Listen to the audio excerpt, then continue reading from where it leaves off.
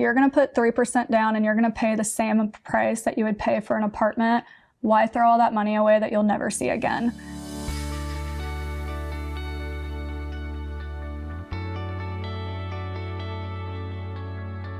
All right, we're at Danielle's house. Let's go meet her. Hi, I'm Kara. These are beautiful. Oh, so nice to meet you. You too. Thank you so much. Welcome. Would you like a tour? Absolutely. Oh my gosh, it's beautiful in here. Hi, I'm Kara. I'm your host. Welcome to Under 30 Homebuyers. Today I've got Danielle Rubin with me. She is an under 30 homebuyer. She bought her first home at 26 years old. She owns her own business. We were talking a little bit beforehand and she just seems super interesting and I cannot wait for you guys to get to know her.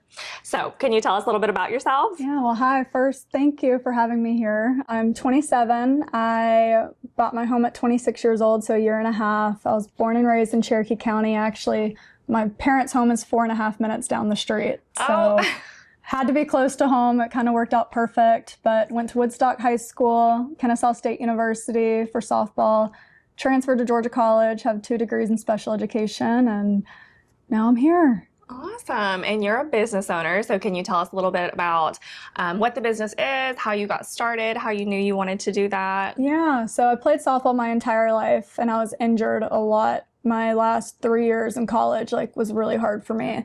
And so I hung up my cleats my junior year of college and after that season. And my senior year, I was like, I need a job. And what's my job going to be? I've never worked a real job because softball was always my job. So I started just giving lessons. I met 2 or 3 girls in the summer and that kind of carried on. So I ended up having 17 girls a week my senior year of me giving pitching lessons, just teaching them what I've learned. And come 2020, when the world shut down in March, I was like, what am I going to do? How am I going to work? How am I going to be a teacher right now? I could almost not even be a teacher at that moment. Just graduating on time, a lot was going on with our family with COVID.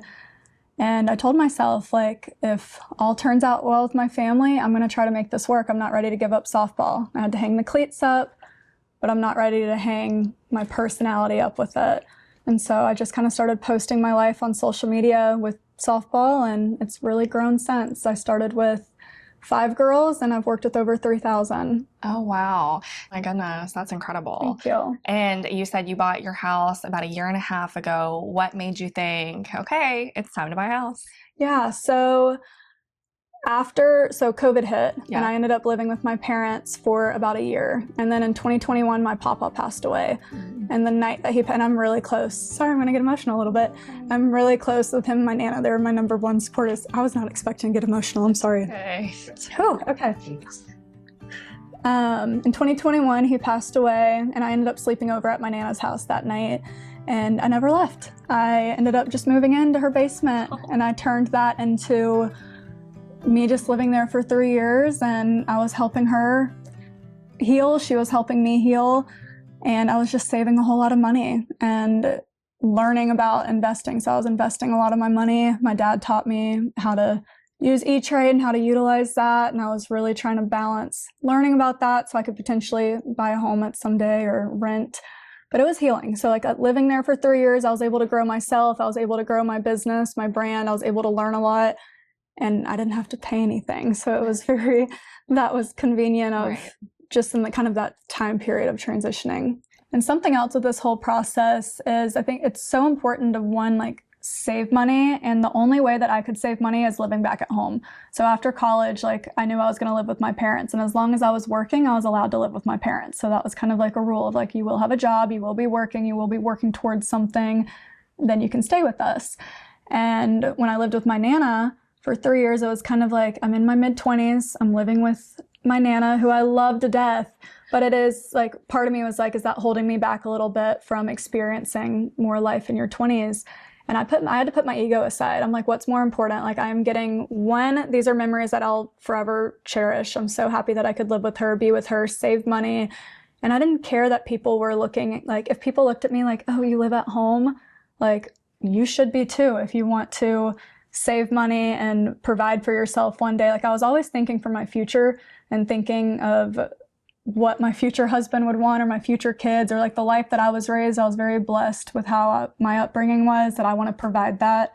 And so if I need to like live at home for a few years to save that money, that would be advice that I would tell people too, of who cares? Like save the money, still be in your 20s, be respectful, but like do your thing. But I think you're silly if you have that opportunity where your parents let you live at home or a family member or someone and you can save more, I would so do that. Right. Make those sacrifices. Yes, you're going to have to sacrifice. And I just have to, what's more important here? And I was just always thinking about the future. I think a lot of the times in our 20s, like after college, you're thinking about the now.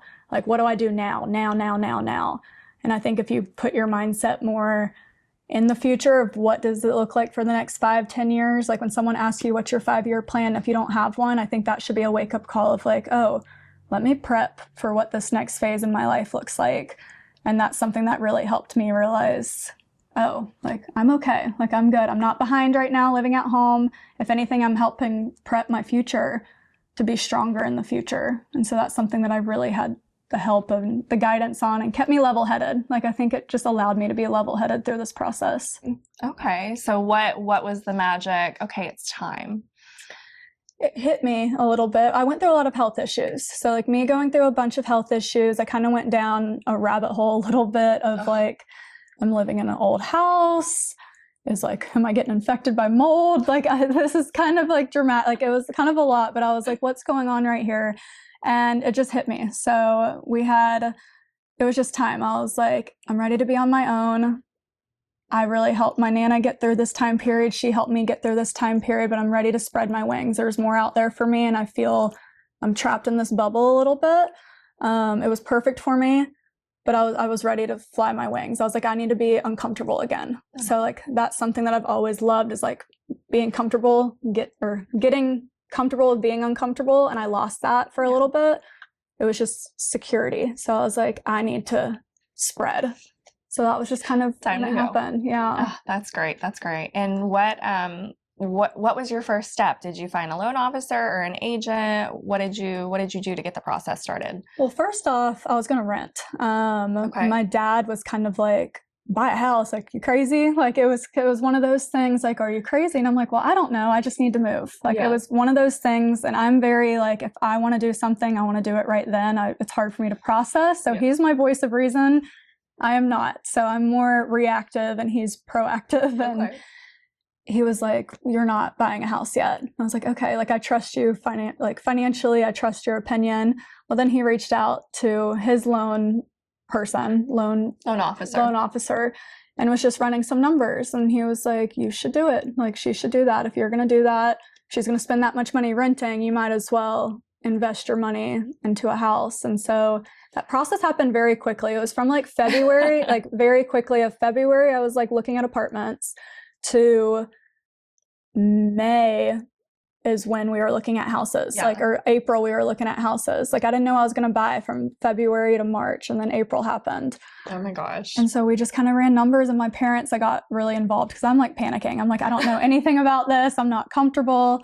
Can I really afford this? How can I make this work?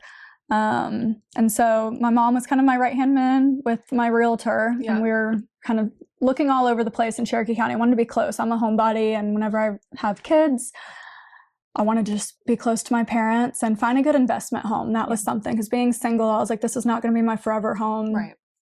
I was out on the beach, and my mom called me, and I was with my boyfriend at the time, and we were out of town, and she was like, hey, I think we found the house. I'm like, wait, what? You're looking with my realtor right now? And she's like, well, you decided to go out of town. Like the time's ticking. Like we're on a clock here. I'm like, okay.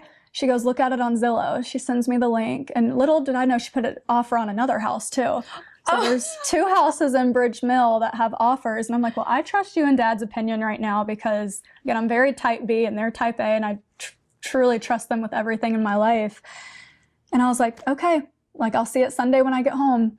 And then here we are. Welcome. And she just made the offer for you at that point too. And new numbers. So they ran numbers with me like before I went out of town of like, this is the price range that we're going to like look and stick with. And I had my certain requirements of the house of like really what I cared about. I wanted like all hardwood or like simple renovations. I wanted it pretty like no Move-in carpet ready. because the whole mold thing. I was like, no carpet in this house. I'm traumatized. And so I just wanted it move-in ready. Oh my goodness. And you said Bridgemill. Is that the same neighborhood your parents live in? Yes, I've lived here since I was 2 years old. Oh my gosh, that is too funny. So you really did keep it at home. Oh my gosh. I know you had mentioned previously your dad ran the numbers. So did you fill out a loan application or did he fill it out for you? So I'm to be honest, he helped me with that process. I did the full thing. So like Okay. they didn't co-sign or anything for me. That's great. We were talking about it because I was Yeah. looking at a house in Holly Springs that I would need them to co-sign, but it was unrealistic for me to get a house at the price that I was looking at. Like, why do I need that by myself? And so no, but they walked me through all the steps, I'll be honest. That's okay. They had to teach me a little bit of this is what you have to do. Like, these are the steps. And I'm like overwhelmed because it happened so quickly and I never thought I was actually going to buy from the get-go. It does. It happens so fast sometimes. So you didn't have any hiccups. You just filled that out. Mom and dad kind of helped you with the questions and you just kind of ran with it. I'm very thankful. Yes, they've really helped mentor me a lot Oh, that's incredible. with business and with this. Like, I wouldn't be able to do any of this without them walking me through it. So how many houses did you look at before you guys found this one? I toured, I believe, 5 or 6 around. So not too many, more townhouses. So that's what we were looking at, and more of a younger neighborhood. And then again, we made an offer before I even saw this house. So Oh my gosh. this was, I guess, the last house that I toured, and I'm like, this is it. Okay, so did you have a hard time finding any homes that kind of fit the budget of that first-time home buyer? Yes, especially in this area. This area was just kind of blowing up a little bit, and I wanted to find a home. This is where I like butt heads with myself sometimes because I was like, I want my first home to feel very homey. And I have requirements, but this is not my forever home. And I had to keep reminding myself, like, I'm single. Like, I know I don't want to raise my family probably in this first house, or I would want to buy, like, if I get married, I want to go in with a house with a partner. Yeah. I just think that's special to kind of like start a new chapter together. So I was like, let me just like bring it back a little bit, Danielle, remind myself that this is just a starter home for me. Right. And so it was just kind of perfect for that. But I had to keep reminding myself that for the longest time. I totally see that as a very completely reasonable. A lot of home buyers stay in their first home for 3 to 5 years. I think that's a great long-term goal for you. So when you do find that special someone and you guys go in on a house together, what's the plan for this home? I think I want to rent it out. I'm not familiar with that. I don't know what that entails. I'm going to have to reach out to you to help give me some details on what that looks like. But I do think I'd like to use this as like a long-term investment for me. Okay, so rental home. I love that. That's a great idea. Oh my gosh, to be in your 20s and be able to say, I'm going to have an investment property and have passive income that way, that really is incredible. Thank you, Mom and Dad, for that recommendation, right? Seriously, thanks for teaching me and helping me learn the ropes, because otherwise I would have no idea. We didn't learn this stuff in college. I didn't learn this in high school of what these next steps look like, and I really needed that guidance. Oh yeah, I know, it's a shame they don't teach you anything in high school or college. Interest rates, I didn't know anything. I was like, what do you mean my interest rate is what? You're like, what's an interest rate? Like, what is that? What's a down payment? What? It's not just a mortgage? What tax return? What is this thing? I felt like an idiot. My poor real estate or my real estate agent, he was so patient with me. I'm like, thank you for being so patient, because I'm probably going to be like the most hot mess client you've ever had. Hot Mess Express. I love that. Did you have any hiccups in your process? I know the market had cooled down a little bit. I think you said 2024.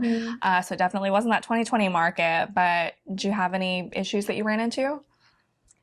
Not necessarily with buying the home, no. Going back and forth of just what's realistic and what's not. I mean, my mom and I found a house in Holly Springs, and my dad like ran numbers. He's like, are y'all crazy? Like, you think this is realistic? Like, he was the voice of reason for us, because we saw what we wanted. This is like, it's really my mom's house, but like we're best friends and she's over here all the time. And so I call it her house too. I love that. But of what we were looking for, what I was looking for, he was like, there's no way. Like, you're crazy. You want to be house poor? Like, you really want to be house poor? And I'm like, no, I didn't think I would be, but I guess I am. So that was the only hiccup of us going like back and forth of what's realistic, what's not. Like put your brain back into investment and first home. So that was the only thing. I got very lucky, but it happened so quickly too. And I feel like I was on the back burner of the process, which is embarrassing to say. I should have been at the front of the process, but they were all guiding me along the way. And I was like, I trust. So I did put my faith in my team a lot more than probably I should have. No, I think you were so fortunate to have such incredible parents, a great agent, sounds like a great loan officer. That's a super fortunate situation that you were in. I think your parents did exactly what they should have done for their baby girl. Oh, I trust that. I've really put a lot of trust in all of them, and I wouldn't be here without them. Right. And I know we were talking earlier, not only did Mom pick the house out, but she's also helped you decorate. Oh, anything you see in this house is all Susan Rubin and my Auntie Becky. Like they came over, they were here for hours for like the first couple months, like getting me prepared for my housewarming party. Oh. They were like, what's my budget? And I gave them the budget and I was like, but we thrifted everything. So that was like really fun of like thrifting and DIYing as much as we could. But I was so like, I don't care if it looks good, it looks good. Yeah. I wish I was more type A about it, but I'm just like, my ADHD was like, type B, go for it. I don't know what to do. It's beautiful in here. So don't even. I think they did a great job. I think you did a great job because you let them do it. Yeah, they did really well. So I know you had mentioned you put down 20%. How did you prepare for that financially? So for the 3 years I was living at my Nana's, I was putting like 60% of like my paychecks or what I was making a week like aside into E-Trade. Because I didn't have any rent at the time and I lived a very frugal life. Like I wanted to save as much money as possible for something. And my dad just taught me with E-Trade. So I came out of college with an E-Trade account and we just continued to build that. And he would tell me how much money every month to put in. And without that, I wouldn't have been able to do that. But I've just put as much money as I could away for 4 years. Wow, that's incredible. I'm going to need Papa Ruben to teach me how to do that. Oh, to this day, he still helps me with all that. Because I'm like, I don't understand these numbers, but please keep teaching me. Like I want to, now I'm at the age, back then I wanted to know, but I didn't care as much. I wish I cared a little bit more. Now being closer to 30, I'm like, I need to understand every single one of these in the future. But yeah. So obviously you had a really great team working behind you. What did the process teach you? What did you learn throughout the transaction? I learned about budgeting. So that was like a really big thing of how to save my money, where it goes. So I have a 401k. So with my business, I'm like a contractor. So like I don't have insurance. Like I don't get insurance paid for. Like I had to like learn how to like do all of that. So I'm like, oh my gosh, like, and as a teacher, I was going to have a really good retirement. So having those 2 degrees and me not having that, I was freaking out. My dad was a little bit like, well, how are you going to be set off like in the future? So he's helped me get started with a 401k. I have an IRA account and I was able to save money in like a vacation account, a long-term investment, short-term investment, and a car account and a house fund. Okay. So I started like putting money and like we were dispersing those into different accounts. And that's something that I think really has helped me of like in the future in my next house. Like I'm still doing that now. I'm trying to take a little bit here and there and like put that in. So this e-trading thing, it's a investment app, it's a savings app. Can you kind of tell us a little bit more about that? Yeah, so it's an investment account and I have multiple accounts inside of this platform. So I use the app, it's on the computer as well. And that's just my main savings platform. So my dad started an account for me when I was little. And when I graduated college, I had access to X amount of money. From there, I was like, I want to keep learning about this. Like your money just keeps growing. And that was something where if I had to give advice to anybody, start with like learn about investments. I didn't learn about that in college. And I just kept feeding money into that and watching it grow over time. So in my house fund, that was one that I was trying to grow a lot more. So I have a long-term account, a short-term account, a house fund, a car fund, a vacation account, and my like 401k is all inside that program. Wow. And that helped me kind of see, okay, what's realistic? Like what can I spend? What can I not? For my next house, like what could a down payment be? What could my monthly mortgage be if I needed to pull from that?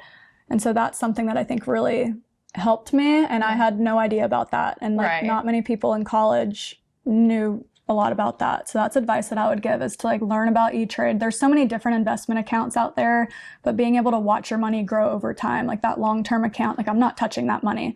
Like I don't plan to. And unless something tragic happens, but I really don't want to mess with that at all, and just watch it kind of grow over time. But you do have to learn like the ups and downs of how that goes. Like if you check it every single day, like I'm not into day trading. I know some people do that, but you can get obsessed with that. So like my advice would be like, don't get obsessed with like how the numbers change all the time. Trust the process and like research the companies that you're putting money into. That's a really big thing. Wow. So I know when you bought your house, we were kind of at the peak of the market. Rates were high, prices had skyrocketed. Can you kind of walk us through what that was like? Yeah, it was a struggle, understanding, especially like when I was looking at this house specifically. I met the neighbors next door. They're so sweet. They've been here for 30 years. And hearing how much they paid for their house and my house was 3 times the price was really hard for me to sit with. And then knowing other houses in the neighborhood that are 2 to 3 times bigger than mine, paying less because they bought these houses 10, 15 years ago. That was really hard for me to sit with, but I kept trusting my realtor. He kept saying like the housing, this is how the housing market is. It's going to keep going up and up and up. My loan officer was like, your interest rate, like you'll be able to refinance, like keep trusting that process. And within 2 years, I think I had like a discount on refinancing or something. Closing costs, you understand that more than me. And so I just kind of had to trust that process, but that was really hard for me of like, is this really a good investment for me? And I was just thinking like running the numbers of this money sitting in E-Trade. So here's the money that I had. Could it go to a house that could be like a home for me to feel more independent, to feel more strong, like to really take that next step in my life?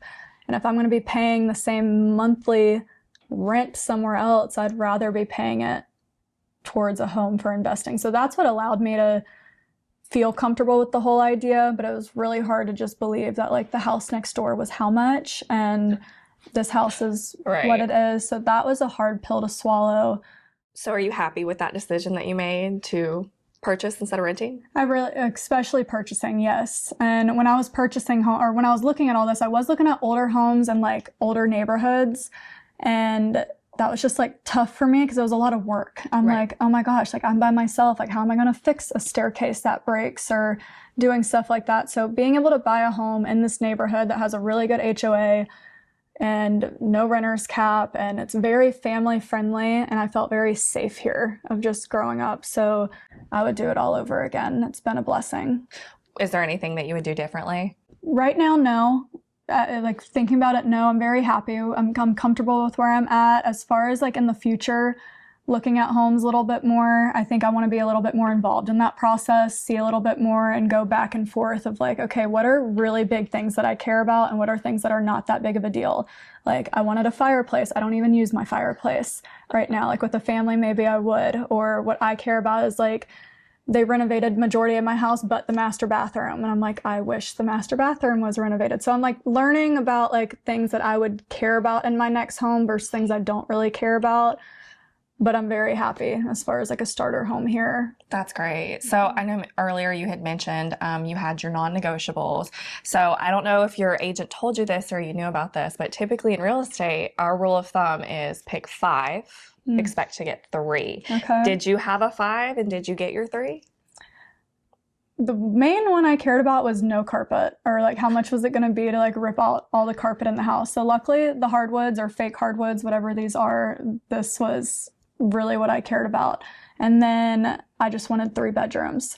And so those were kind of my only And things. the fireplace. Yeah, the one thing though that looking back, probably a better backyard. I mean, I have 0 backyard. It's not good. When it rains, it's a mudslide. My neighbor behind me can't stand me because she's expecting me to put a wall up. And I'm like, I don't know what to tell you. Like, so the mud doesn't go into your yard. So those are some issues that I've had that when we bought the house, I keep saying we, like it's my parents' house too. When I bought the house, they had grass in the backyard. Yeah. The grass went away within the first month. So that was like a teaser for me of like, oh. And then the front yard, we just did a lot of work in the front yard of putting like a drainage pipe in there, and it was all wood chips. And so I just recently now have grass. Like that's like nice to walk outside and see grass.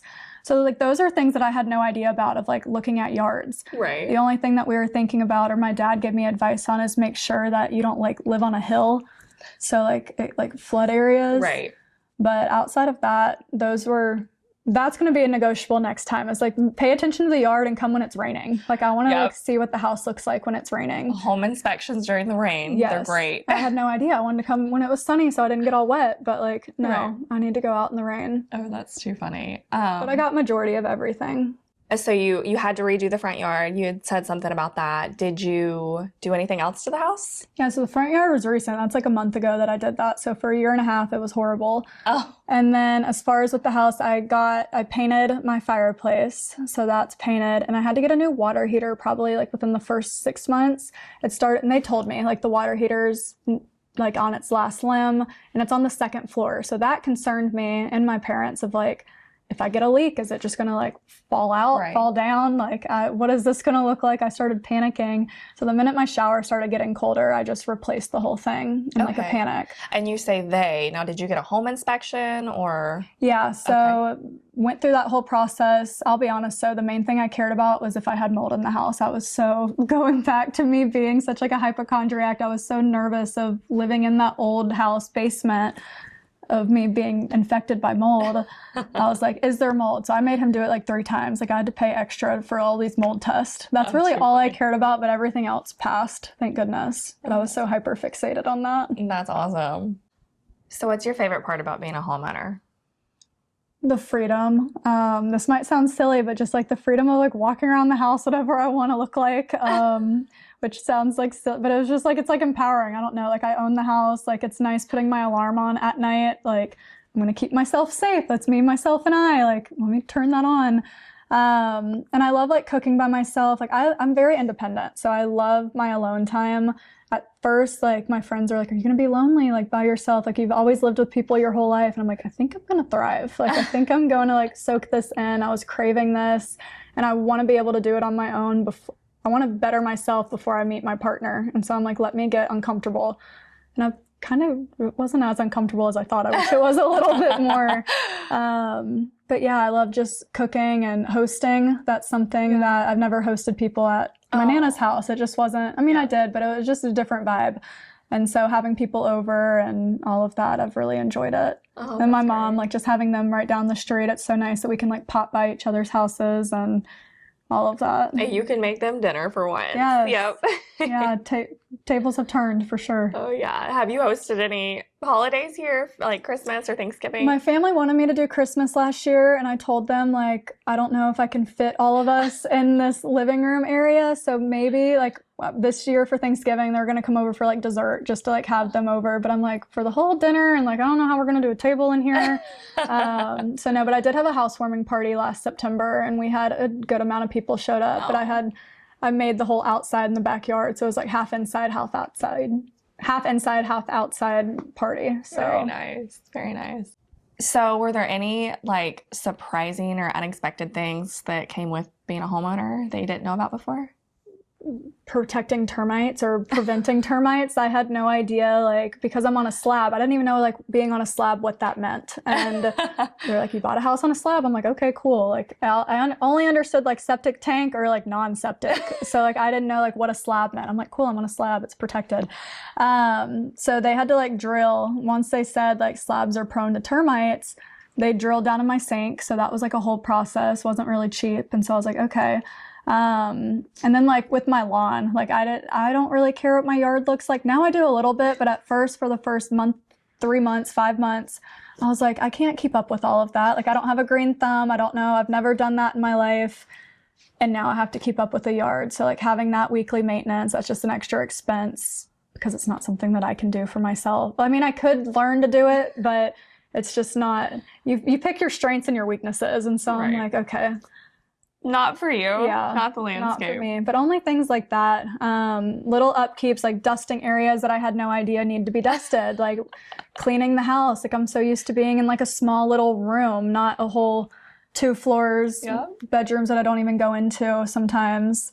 So just like upkeeps like that is something new. How to clean the washer and dryer. Didn't know you had to do that. I thought they did that on its own. So those are just little things that I had to learn along the way. Yeah.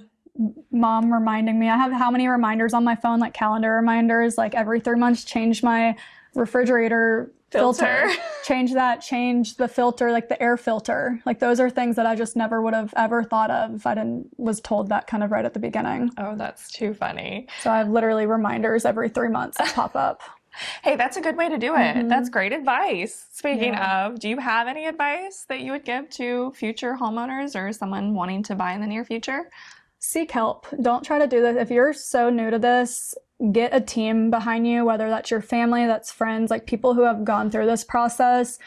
I would have been lost completely by myself, and my eyes would have been like looking at things from a different lens and not what's realistic, what's reality of how can you actually afford this, how, like, all those things I think are very important. There's so many things that I had no idea about going into this process, and asking questions, but getting advice from multiple people. Like, even though my parents helped a lot with this process and my realtor, I was asking a bunch of other, like my softball teammates and people who did buy homes, like, what are things that you regret, things that you wish, like, just seek help and don't try to do it all by yourself. That would be my opinion, because everybody has different views and you kind of want to circulate your own views, but you got to do your own research. I was very lucky that my team had a lot of research already under their belt, but that would be like my first thing is get help, seek help, ask questions. Don't be afraid to ask questions and keep learning. Like, you want to learn this for yourself. You don't want to just go in there blind, because you don't want to be house poor on the whole situation. Like, that was just a big thing I was worried about. Like, am I going to be house poor? Like, is this realistic? So running those numbers, seeing those numbers, and then sticking with those numbers as far as your budget, like realizing, what is my monthly budget? Where does this money go? What account does this go into? Those are all really big things that I would give advice to the next person. So for all of those under 30 that want to buy a home, what would you tell them? Is it obtainable? It is. And a lot of people think, and I thought at first, like, there's certain percentages that you have to put down. So knowing that you can go as little as 3% on a house, it is realistic. And if you're going to put 3% down and you're going to pay the same price that you would pay for an apartment, why throw all that money away that you'll never see again? That's something like I had to kind of put 2 and 2 together. Like, why wouldn't I want something for myself to like own and be proud of? And if it's the same exact price, like, it's an investment. And I think a lot of people think it's like a forever thing, but it is an investment. Whether you buy a home for 2-3 years or you have it for 20 years, that money is going to grow. And the housing market has continued to go up for how many years now? Danielle, thank you so much for letting us come bombard your home today, take time away from your life. We appreciate you so much. It's been wonderful getting to know you, and I think you're an inspiration to all of those under 30 home buyers that maybe thought that they couldn't do it, and hopefully you'll be able to give them a little bit of hope and insight into how they can. Thank you so much for having me, and this is an honor. Thank you.